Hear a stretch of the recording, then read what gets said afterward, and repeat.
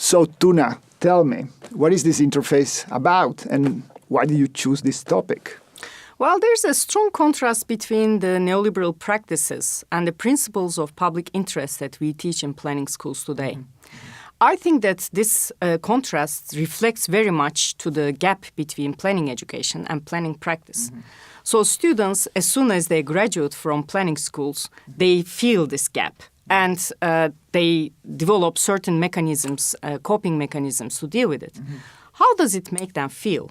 This interface was about putting them under the spotlights, giving them the voice to talk for themselves about their feelings. I think in a nutshell, it is about showing that they are human beings too. Yes, I really like this. You put in practitioners as human beings at the center. It really fits this idea of the interface as a platform where practitioners and academics can provoke and hopefully also inspire each other.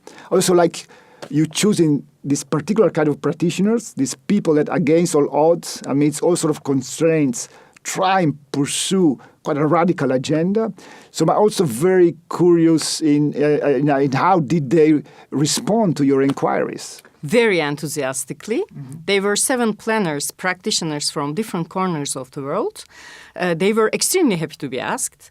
They shared, of course, their creative and innovative solutions and all kinds of coping mechanisms, but they also shared their honest feelings like a swing between hope and hardship, feeling like a mere spectator sometimes or a cog in the machinery. It all sounds very dark, but they were very optimistic and they were pushing boundaries quite well.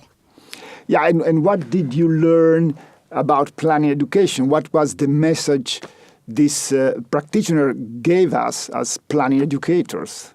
A very clear message. We have to integrate practice and practitioners more into planning education.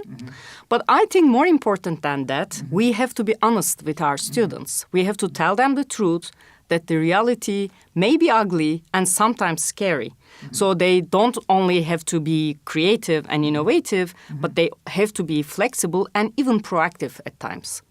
Let me close with a question about the title. It is a beautiful title, Float Like a Butterfly, Sting Like a Bee. It is a quote by Muhammad Ali. Why did you choose this title? Well, I thought that planners are, on the one hand, technocrats. They are equipped with technical instruments to deal with their job. On the other hand, they are the guardian angels of public interest. So they have to follow certain societal rules. They have certain principles. It made me think of a fighter on the one hand, on the other hand, a dreamer. And I think that was captured very well by the quote of Muhammad Ali. It's funny that you say this because my interpretation was a bit different. I mean, to me, the float like a butterfly was more do what everybody expects, follow the rules, and then all of a sudden, and that's the sting like a bee, you come up with something unexpected, which turns tables around, get things going in a totally new direction. Oh, that's quite a nice interpretation, actually. Thanks for bringing it up, and thanks for inviting me for this issue. Well, thank you for accepting the invitation.